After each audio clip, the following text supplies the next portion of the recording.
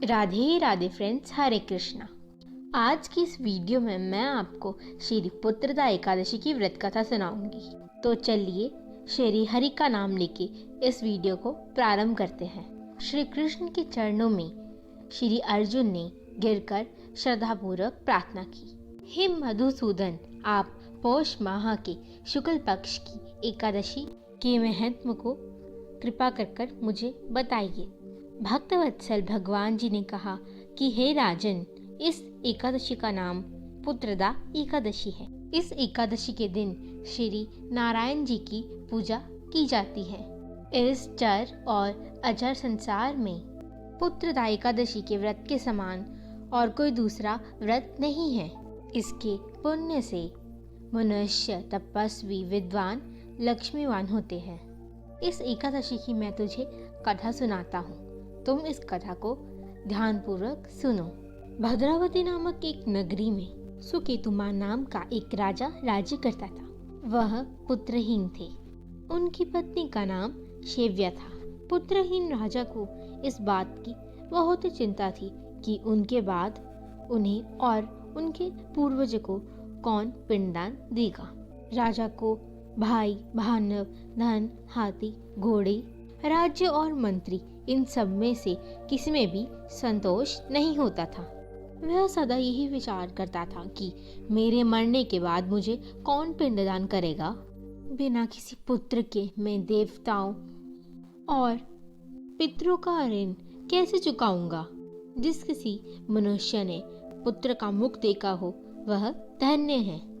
उसको इस लोक में यश और परलोक में शांति मिलती है। पूर्व जन्म के कर्म से ही इस जन्म पुत्र, धन आदि की प्राप्ति होती है। वह राजा इसी प्रकार रात दिन चिंता में लगे रहते थे।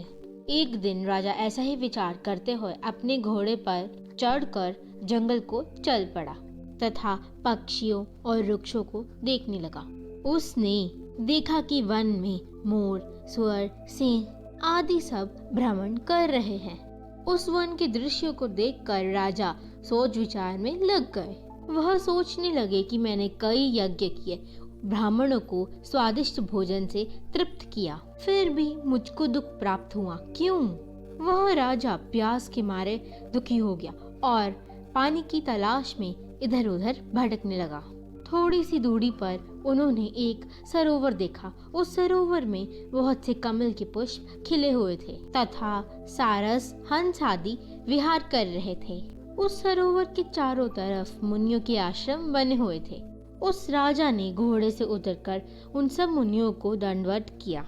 राजा को देखकर उन सब मुनियों ने कहा कि हे राजन, हम तुझसे अत्यंत ही प्रसन्न हैं। तेरी क्या इच्छा है? उस राजा ने पूछा कि हे महाराज, आप कौन हैं और किस लिए यहाँ आए हैं? वह मुनि कहने लगे कि हे राजन, आज संतान प्राप्ति के लिए पुत्रदा एकादशी है। हम सब लोग विश्वदेव हैं और हम इस सरोवर में स्नान करने के लिए आए हैं। यह सुनकर वह राजा कहने लगे कि हे महाराज, मेरी भी कोई संतान नहीं है। यदि आप मुझसे प्रसन्न हैं तो मुझे भी संतान प्राप्ति का वरदान दीजिए। वह ऋषि कहने लगे कि हे राजन, आज पुत्रदा एकादशी है। आप इस एकादशी का व्रत करें और आपको भगवान जी की कृपा से अवश्य ही पुत्र की प्राप्ति होगी। मुनि जी के वचनों को सुनकर राजा ने उसी दिन एकादशी का व्रत किया और द्वादशी को उसका पारण किया। इसके पश्चात मुनियों को प्रणाम करके महल में वापस आ गए। कुछ समय बीत जाने के पश्चात उस रानी ने गर्भ धारण किया और 9 महीनों के पश्चात उन्हें एक पुत्र की प्राप्ति हुई। वह राजकुमार अत्यंत ही शूरवीर, यशस्वी और प्रजापालक हुआ। श्री कृष्ण बोले कि हे राजन, पुत्र की प्राप्ति के लिए पुत्रदा एकादशी का व्रत करना चाहिए। जो भी मनुष्य इस महात्मा को पढ़ता या सुनता है उसे अंत में स्वर्ग की प्राप्ति होती है। फ्रेंड्स, अगर आपको ये वीडियो अच्छी लगी तो इसको लाइक कीजिए, शेयर कीजिए, मेरे चैनल को सब्सक्राइब कीजिए, कमेंट में हरे कृष्ण अवश्य लिखिए। मुझे इंस्टाग्राम पे फॉलो कीजिए @कृष्ण प्रेमिका कृतिका।